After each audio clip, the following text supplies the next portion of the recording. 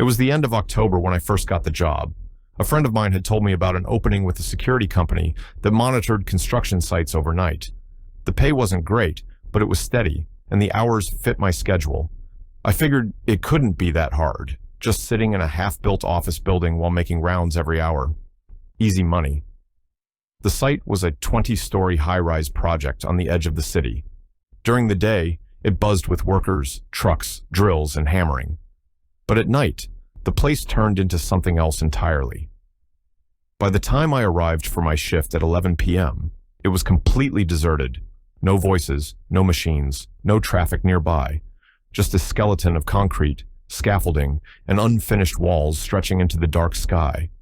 The company had a small security trailer parked at the edge of the site. Inside was a desk, a radio, a landline phone, and a flickering fluorescent light that buzzed constantly. I signed in, collected my flashlight, and was told to check every floor at least twice before sunrise. That meant climbing stairwells, walking empty hallways, and making sure no one had slipped in after hours. My first round wasn't too bad. The building was only half finished, with exposed pipes hanging from ceilings and raw concrete everywhere. Most of the floors didn't even have walls yet, just wide open space with a few support beams and stacks of materials. The air smelled of dust, cement, and something faintly metallic. Every step echoed like I was walking through a giant cave. Around 1:30 a.m., I reached the 10th floor. The higher I went, the quieter it became. Down on the street, I could still hear the occasional car or dog barking in the distance. Up here, there was nothing, just the hum of the city far below. I paused at the edge of the floor and looked out over the city lights. For a moment, it felt peaceful, but then, out of the corner of my eye, I thought I saw something move further down the floor. A shadow, quick, darting behind one of the stacks of drywall. My first thought was that maybe someone had broken in. Maybe a homeless person or a kid trying to mess around. "Hello?" I called out, my voice bouncing across the concrete. No reply. I waited a few seconds, then walked toward where I thought I saw it. My flashlight beam cut across empty space, metal rods, and half-assembled walls. Nothing. I checked behind the drywall stack. Nobody. I even walked all the way to the far corner just to be sure. It was empty. I told myself it was just my eyes playing tricks on me. The shadows in that building were strange. Every flashlight movement threw long, stretching shapes across the floor. Maybe it was nothing. Still, as I turned back toward the stairwell, I noticed something that made me uneasy. On the dusty concrete floor where no one had walked all day, there were footprints, fresh ones. They weren't mine. I could see my own boot prints leading back the other way. These were different, smaller, bare feet. The trail went from the drywall stack straight across the floor and ended at the edge, where the safety railing hadn't been installed yet. Just empty open air beyond the ledge. I walked over slowly. I leaned forward and shone my flashlight down the side of the building. 20 stories of concrete dropped into blackness. Nothing. No one. But the footprints stopped there, as if whoever had made them had just walked off into the night. After the footprints on the 10th floor, I went back down to the security trailer, trying to convince myself it was nothing. Maybe a worker had come up late in the day, taken their boots off for some reason, and walked across before leaving. It didn't make sense, but it was better than thinking the alternative, that someone else was up there with me, barefoot, at 1 in the morning. I made myself a cup of cheap instant coffee from the little kettle in the trailer, and sat for a while, watching the monitor that showed the single CCTV camera pointed at the site entrance. Nothing moved, just stillness and the occasional moth hitting the lens. By 2:45 a.m., I knew I had to do another round. I didn't want to.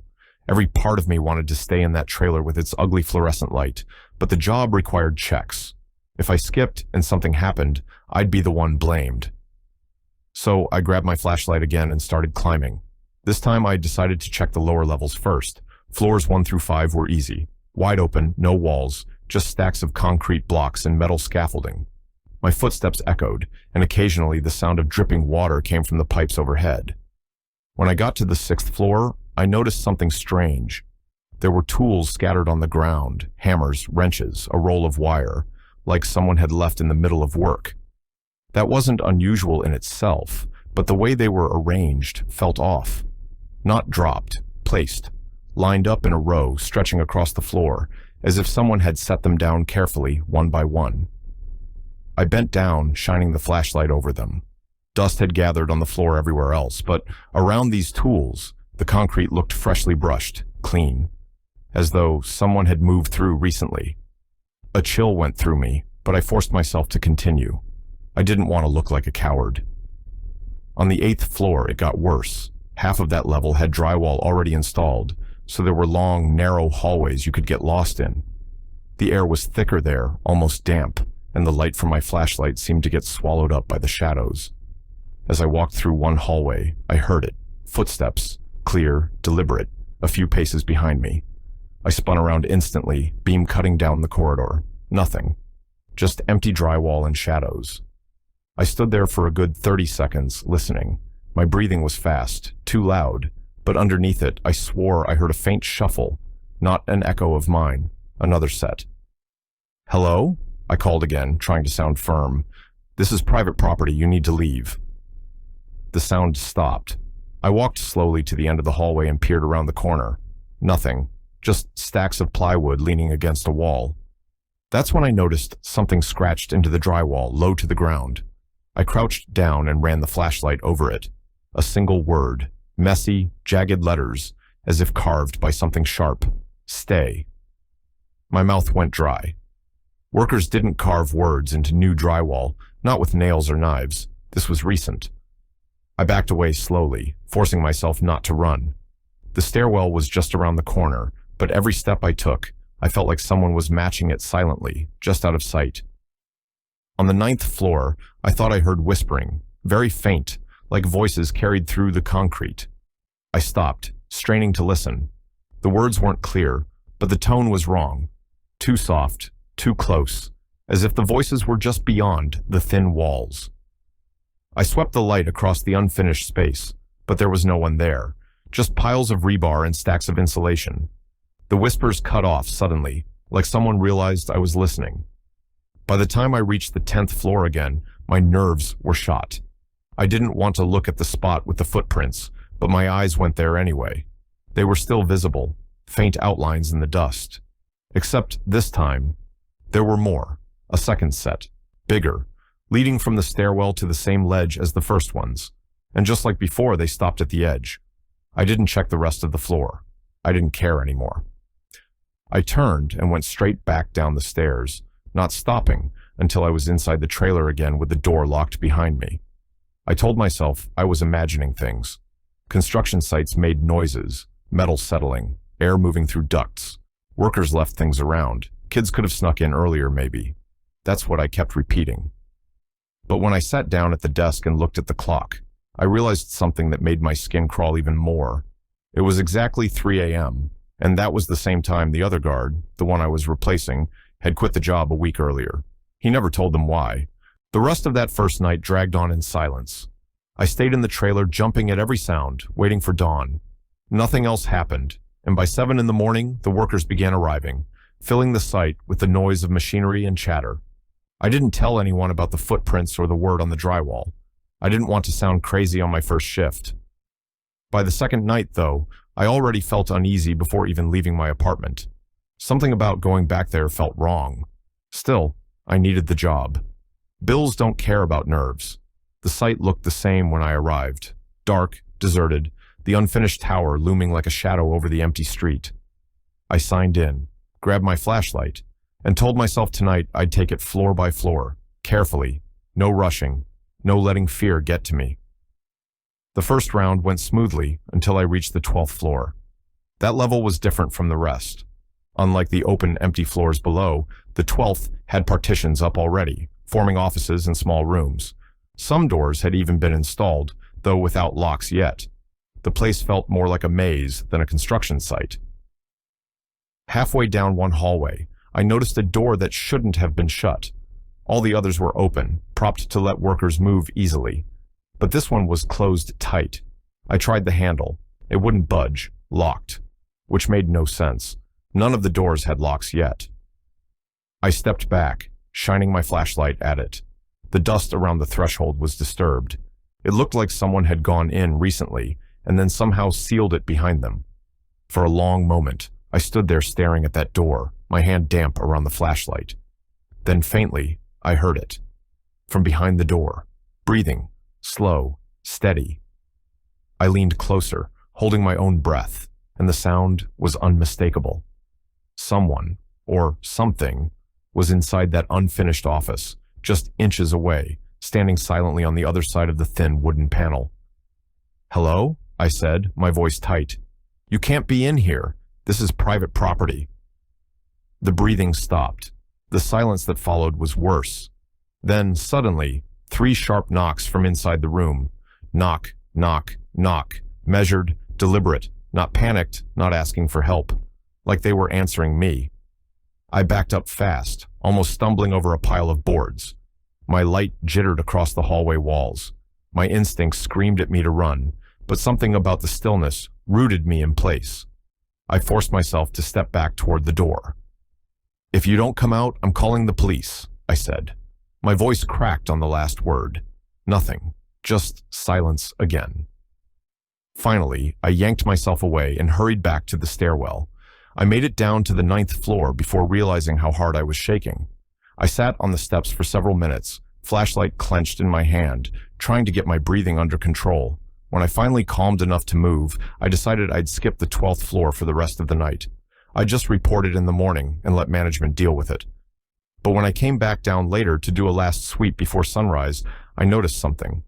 The door was open, wide open, swinging slightly as though it had been pushed. And scratched into the bare drywall inside the room, deep grooves carved in uneven lines, were the words, "You heard me." The following morning, I was too shaken to go straight home. I stayed in the trailer until the sun came up fully, and the construction workers began showing up in groups. Their voices, the clatter of tools, the engines of trucks, it was like the building came back to life. All the darkness from the night before felt distant, almost like a bad dream. Almost. I wanted to leave without talking to anyone, but one of the foremen, a guy named Mark, waved me over as I was heading out. He was in his late 40s, hard-faced, always chewing on a toothpick. "Hey," he said, looking me over, "you're the new night guy, right?" "Yeah," I said, trying to sound casual. "You seen anyone messing around up there?" He nodded toward the tower. "Kids, squatters, whatever?" I froze for half a second before answering. "Why?" He shifted the toothpick. "Couple of my guys swear they're finding things out of place in the mornings. Tools moved, ladders not where they left them, that sort of thing. Thought maybe you'd seen something." I hesitated. I wanted to tell him about the footprints, the locked door, the breathing, but saying it out loud in the daylight made me feel stupid. "Nothing serious," I muttered. "I'll keep an eye out." He studied me for a moment like he knew I wasn't telling the whole truth, then just nodded and walked off. That day, I barely slept. Every time I closed my eyes, I heard the sound of that breathing behind the door. I almost called to quit the job right then, but again, I needed the money. When I came back that night, the building looked the same as always, but something in the air felt heavier. The first few rounds were quiet.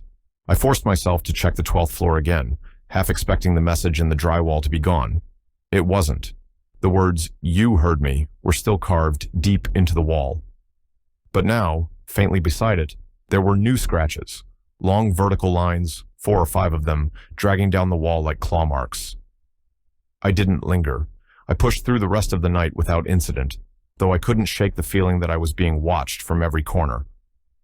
The next morning, I ran into one of the workers in the stairwell as I was leaving. A younger guy, maybe 25, wearing a hard hat tilted back on his head. He looked tired, pale. "You're the night guy, right?" he asked. "Yeah," I said carefully. He shifted uncomfortably. "Listen, this is going to sound weird, but when you're up there at night, do you hear stuff?" My stomach dropped. "What kind of stuff?" "Like voices," he said, lowering his voice. "Whispering. We were working the 12th floor yesterday afternoon. Thought I heard somebody talking down the hall. Went to check. Nobody there. But it wasn't just me. 2 other guys heard it too." I didn't answer right away. He watched my face, waiting. Finally, I said, "Yeah. I've heard things." He nodded like he expected that. "That place, I don't know, feels wrong. My buddy said he saw somebody standing at the end of the hallway last week. Tall guy, just standing there. He turned to call me over, and when he looked back, the guy was gone. Thought maybe it was you, but you weren't even on shift yet. The worker didn't wait for me to reply. He just adjusted his hard hat and went upstairs with his crew. I stood there in the empty lobby for a long time, trying to process what he'd said. And by my 5th night on the job, I had stopped pretending that everything was normal. I didn't tell the company, I didn't tell my friends, I didn't want to sound insane, but deep down, I knew something was wrong in that building. It wasn't just the noises or the strange markings, it was the feeling. Every time I stepped inside, the air seemed heavier, like the walls were holding their breath, waiting. That night, my shift started as usual. I sat in the trailer until nearly midnight, forcing down a cup of bitter coffee before heading in. The stairwell felt colder than usual, and the metal railings chilled my hand as I climbed. The lower floors were empty, silent except for the creak of scaffolding and the occasional drip of water. But by the time I reached the 10th floor, I felt it again, that prickle on the back of my neck, like eyes following me. I told myself I'd move quickly, check each level, and get back to the trailer as soon as possible. No exploring, no curiosity, just the bare minimum to get through the night. On the 11th floor, I noticed something strange. Someone had set up a folding chair near the middle of the open space. Just one chair. No tools, no materials nearby. Just sitting there, alone, facing a blank concrete wall. I stared at it for a long time, trying to convince myself a worker had left it like that. But the way it was positioned, it looked intentional, like someone had been sitting there waiting. I forced myself to keep moving. The 12th floor was next. I dreaded it the most, but skipping it wasn't an option. The moment I stepped onto the landing, the atmosphere shifted. The temperature dropped, sharp and sudden. My breath fogged faintly in the beam of my flashlight. The hallways stretched out in front of me, drywall forming narrow paths that seemed too quiet. I moved slowly, sweeping the light side to side. That's when I heard it. Not whispers this time, not footsteps. Humming. A low, tuneless hum, drifting faintly through the unfinished walls. A sound that didn't belong in an empty construction site at midnight. My chest tightened. I turned the corner, following the noise. It grew louder as I walked, steady and deliberate, like someone humming to themselves in the dark. When I reached the end of the hallway, my light caught movement. A figure, tall, thin, standing perfectly still at the far end of the corridor. They weren't facing me. They were turned toward the wall, one hand pressed flat against the drywall, head slightly tilted like they were listening to something inside the wall itself. And all the while, they kept humming that low, broken tune. I froze. My hand shook so badly the beam of my flashlight trembled across the walls. "Hey!" I called out, my voice cracking. "You're not supposed to be here." The humming stopped. The figure's hand dropped from the wall. Slowly, painfully slowly, they turned their head toward me. I only saw the outline, but it was enough. The proportions were wrong. Too tall, too thin, the limbs slightly off, like the joints bent in ways they shouldn't. The figure didn't move toward me. It just stood there, staring down the hallway. I took a step back, my breath shallow, every muscle screaming at me to run. Then, in one smooth, unnatural motion, the figure dropped to the floor. Not like falling, like collapsing into itself, folding down until it was on all fours. And it started crawling, not slowly, fast, too fast. The sound of its hands and feet slapping against the concrete echoed through the hallway as it came toward me, body jerking in sharp, unnatural angles, but never slowing down. I panicked. I turned and bolted, sprinting down the hallway with my flashlight bouncing wildly. My boots pounded the floor, and behind me the crawling grew louder, closer. I reached the stairwell and nearly threw myself down the steps. My shoulder slammed against the railing, pain shooting through me, but I didn't stop. I ran. Down past the 11th floor, the 10th, the 9th, all the way, until I burst through the ground-level exit door, gasping for air. The night outside was dead silent. I stumbled back to the trailer, slamming the door shut and locking it, my whole body trembling. For nearly an hour I sat there, clutching the flashlight like a weapon, listening for footsteps outside. But nothing came. When morning arrived, I considered quitting on the spot, but I didn't. because some part of me needed to know if that thing had been real or if I was losing my mind. I didn't sleep after that fifth night. My hands were still shaking even hours later, long after I left the site. I sat in my small apartment staring at the wall, the sound of that thing's hands slapping the concrete replaying in my head over and over. At some point, I realized I couldn't keep this to myself anymore. If I was going crazy, I needed someone to tell me. And if I wasn't, if it was real, then maybe someone else had seen it too. That afternoon, I called the security company office. A woman answered, her voice flat, tired. I asked her about the previous guard, the one who had quit right before I started. Why? She asked cautiously. I hesitated. Just wanted to know why he left. Did something happen? There was a pause on the line. Then she sighed. He didn't give details, just said he wouldn't set foot on that site again, turned in his uniform and left. Did he say anything at all? Another pause, then quietly.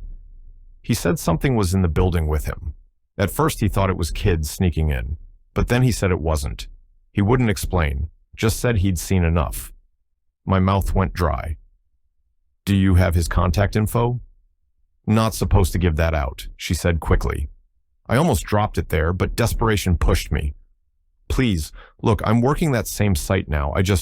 I need to know what happened. She sighed again, long and heavy, then muttered a phone number.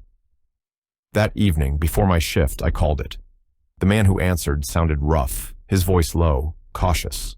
When I told him who I was, there was silence on the other end for a long time. You shouldn't be there, he said finally. What did you see? I asked. Another silence. Then he said, It doesn't want you there at night. That's all you need to know. My chest tightened. What is it? You'll find out, he muttered. But don't wait too long. I stayed 3 weeks. That was enough. You've already seen it, haven't you? I didn't answer. The line went quiet. Then he whispered, Don't let it follow you home. And he hung up. I sat there for a long time, phone still in my hand, staring at nothing. His words looped in my mind. Don't let it follow you home. That night, I didn't want to go back. Every part of me screamed to call in sick, to quit like he did. But again, I couldn't afford to. Rent was due. Bills were stacking up. And part of me, the same part that had made me look behind that drywall stack on the 10th floor, needed answers. So I went. The building loomed as always, unfinished steel and concrete against the night sky. As I walked inside, I noticed something I hadn't before. Near the entrance, half buried under a pile of rebar, there was an old wooden beam. Unlike the rest of the new material, this one was blackened, charred, burnt. Curious, I brushed some dust off. Carved faintly into the wood were letters, almost gone with age. I could only make out a few words. Workers trapped, fire, never found. My stomach twisted. I didn't know if it was from an old building that had stood here before or something left behind accidentally. But suddenly the whole site felt heavier, like it carried something with it. That night, during my rounds, the building seemed restless. Pipes groaned louder. Shadows moved where my light didn't reach. On the 12th floor, the humming returned. So faint, I couldn't tell if it was behind the walls or in my head. And when I checked the 11th floor again, the chair I had seen the night before was no longer empty. This time, it was turned toward the hallway, and the dust in front of it was disturbed, like someone had been sitting there waiting for me. By my 7th night, I was already running on nerves and coffee. Every shift felt heavier than the last, and every time I left that site, I swore it clung to me, like dust in my hair or a smell that never quite washed out. I told myself if nothing happened tonight, I'd quit in the morning. Hand in my badge, take whatever paycheck I had coming, and walk away. The building looked the same when I arrived, silent, empty, the windows of unfinished floors like dark, hollow eyes staring down at me. Inside, the first few rounds went quiet. No whispers, no humming, no figures crawling across the floor. For the first time in days, I thought maybe the place would let me go. But around 2:30 a.m., things shifted again. I was on the 13th floor when I heard the sound. Not humming this time, footsteps. Heavy, deliberate, coming from the opposite end of the hallway. I froze, flashlight trembling in my grip. The steps grew closer, slow and measured, the sound of weight pressing into the concrete. But when my light cut across the hall, the space was empty. The footsteps stopped. Then, faintly, I heard something else, right behind me. Breathing. I spun around, but the hallway behind me was empty too. That was enough. I bolted down the stairwell, skipping steps, my boots slamming the metal rails. I didn't stop until I was back in the trailer, door locked, chest heaving. For the rest of the shift, I didn't move. I sat there staring at the CCTV monitor, waiting for dawn. By the time the sun rose, I was so drained I could barely drive home. My hands shook on the steering wheel, and my eyes burned. But when I finally walked into my apartment, relief washed over me. My space, my walls, my door. I showered, made some tea, and sat on the couch, telling myself it was done. Just one more night and I'd quit. But then, as I started drifting to sleep, something happened that made my blood run cold. A knock. 3 slow knocks on my apartment door. I sat up, heart hammering. No one knocked on my door this early. Not neighbors, not friends. I stayed perfectly still, listening. After a long pause, the knocks came again, louder this time. I crept to the door and looked through the peephole. At first glance, the hallway outside was empty. My stomach twisted. But then, as I squinted harder, a shadow shifted near the side wall. Someone was standing just out of view. I pressed my back to the door, heart racing. Whoever it was hadn't said a word. Finally, I whispered through the door. "Who's there?" A voice answered. Low, familiar. "It's me, man. Open up. It's Chris." I froze. Chris was one of my old friends from work. We hadn't talked in weeks, and he never came by without calling first. Still, I cracked the door open a few inches. Sure enough, there he was, looking exhausted, dark circles under his eyes. "What the hell are you doing here?" I asked, my nerves still rattled. He shrugged. "Was in the neighborhood. Thought I'd check on you. You sound like you're losing it, bro. You okay?" I stared at him, uneasy. Maybe it was just paranoia, but something about him felt off. His clothes were dusty, like he'd walked through a construction site himself. And when he stepped inside, I noticed faint smudges on my floor, like bare footprints in gray dust. I didn't mention it. We sat for a while, but he barely talked. Mostly, he just watched me. His eyes never left mine for long. Eventually, he stood up, mumbled something about coming back later, and left. When I locked the door behind him, my heart sank. Because after he was gone, I checked my phone. Chris had texted me earlier that morning. "Hey man, I'm out of town for the week. No service where I'm at. Catch up when I'm back." My stomach dropped. If Chris was out of town, then who the hell had just knocked on my door?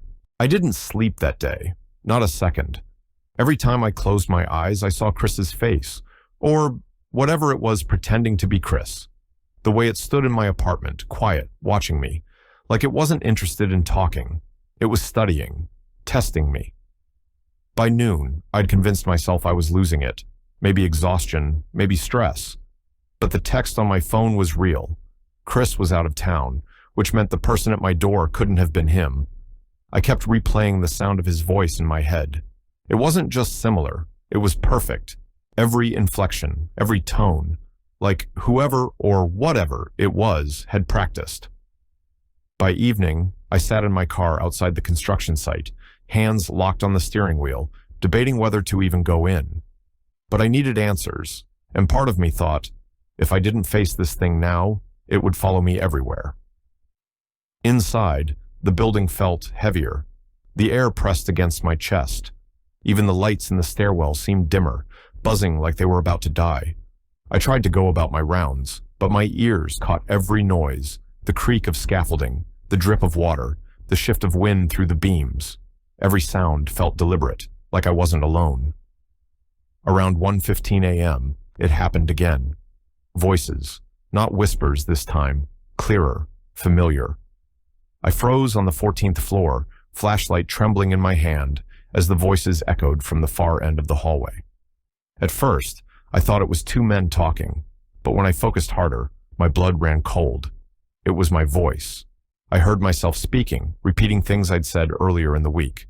Complaints, muttered thoughts, even the way I'd cursed under my breath when my flashlight flickered. Every word copied perfectly, like someone had been recording me since my first shift. The second voice was Chris's, laughing, casual, as if they were having a normal conversation. My stomach twisted. I stepped slowly toward the sound, but the closer I got, the quieter it became, until the voices cut off completely. Just silence.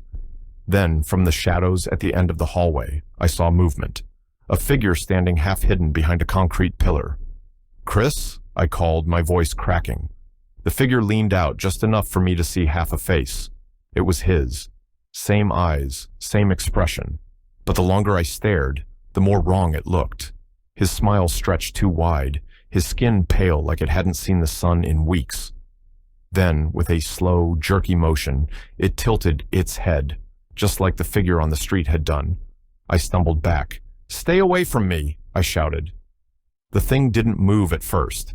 Then, with unnatural speed, it darted back behind the pillar. By the time I ran forward, the hallway was empty.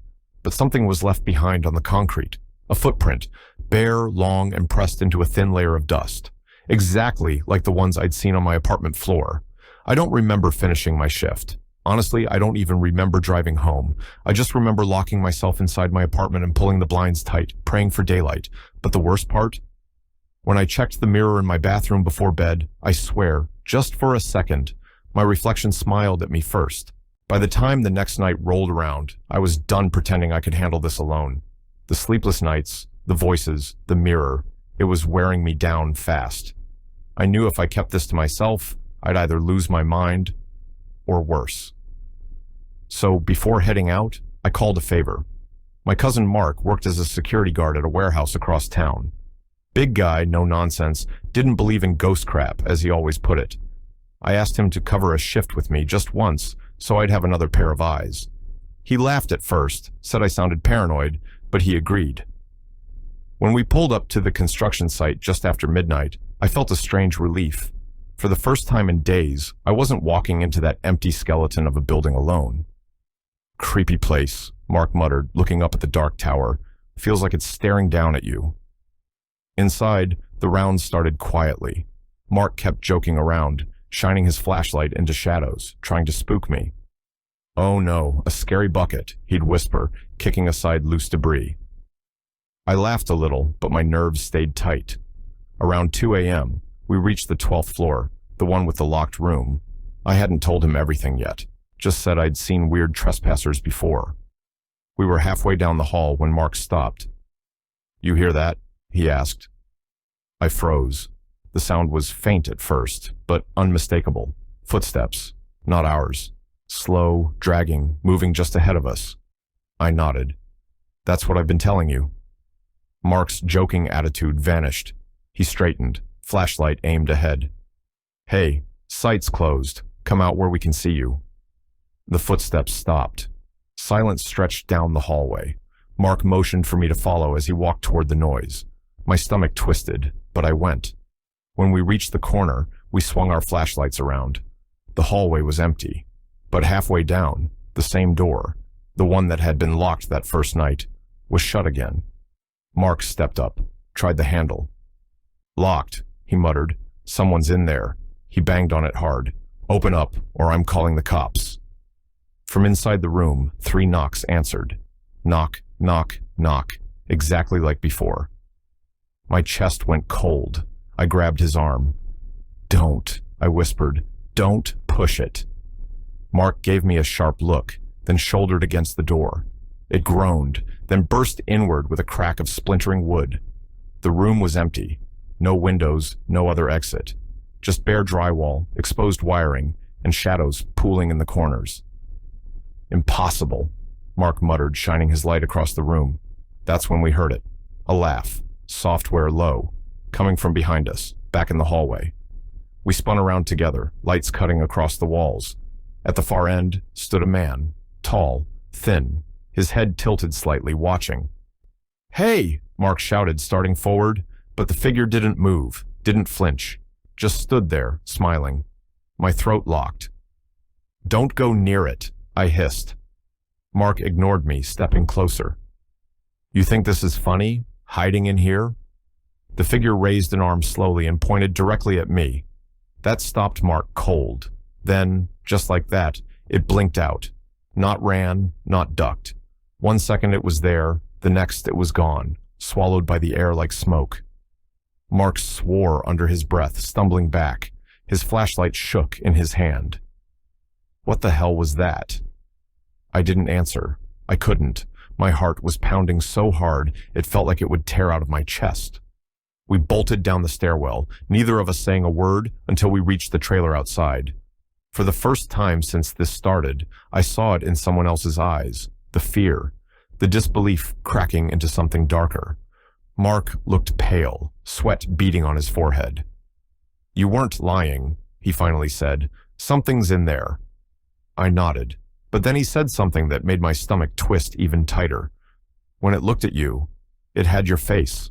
I told myself I wouldn't come back after what happened with Mark, but I needed the money.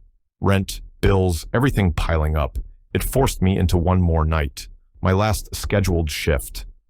I thought, just survive these hours, then I'm done. From the moment I stepped into the building, it felt different. The air was heavy, thick, like the walls themselves didn't want me there. Even the sound of my boots on the concrete echoed in a strange way, like the building was empty but listening. I started my rounds quickly, not wasting time on the upper floors, but as I reached the 10th, I heard it again. Footsteps, dragging, slow. I froze, flashlight shaking in my hand. The sound wasn't far. It was coming from the same hallway I stood in. I shined the light. Nothing. But then, from the corner, a shadow stretched long across the wall, taller than a man, unmoving, just standing, waiting.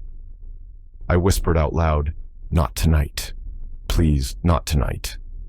And that's when the pipes above me rattled violently, metal shaking so hard it sounded like they were about to burst. The whole floor roared with noise, then went dead silent again. I backed toward the stairwell, heart pounding so loud I thought it would give me away. When I looked down the stairs, I swear I saw someone's hand gripping the railing below, pale fingers curled tight around the steel. I didn't wait. I ran. By the time I made it back to the trailer, I couldn't stop shaking. My radio hissed with static, like someone was whispering through it. I shut it off, sat there with every light on, counting the hours until morning. At exactly 3:33 a.m., the security cameras flickered. One by one, the feeds cut out, until only one was left, the 12th floor. And on that screen, someone was standing in the hallway, facing the camera, not moving, not blinking, just watching. I turned away. I couldn't look anymore. When daylight finally broke, I didn't wait for the next shift change. I packed my things, walked straight to my car, and didn't look back once. That was my last day. I didn't collect the rest of the paycheck. I didn't answer the calls from the company. I left that site behind and never set foot in that building again. Even now, years later, I can still picture those long, empty halls, the sound of footsteps following me, the shadows that moved when I didn't. And I know one thing for sure. If I had stayed there one more night, I wouldn't be here to tell the story.